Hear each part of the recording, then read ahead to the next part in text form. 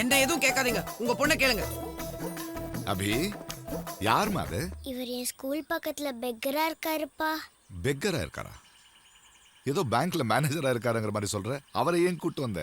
இல்ல, இன்னைக்கு ரோட்ல மயங்கி விழுந்துட்டாருப்பா. பாவம் சாப்பிடவே இல்லையாம்பா. இதுக்கா என்ன கூப்பிட்ட? கொஞ்சம் சோறு போட்டு அனுப்ப வேண்டியதானே? இத பாருங்க, என்ன எதுவும் கேட்காதீங்க, உங்க பொண்ணை கேளுங்கன்னு சொன்னேன். அபி, அவருக்கு சாப்பாடு போட்டு அனுப்பிச்சிடலாமா? இல்லப்பா, அவர் நம்ம கூடயே இருக்கட்டும்பா.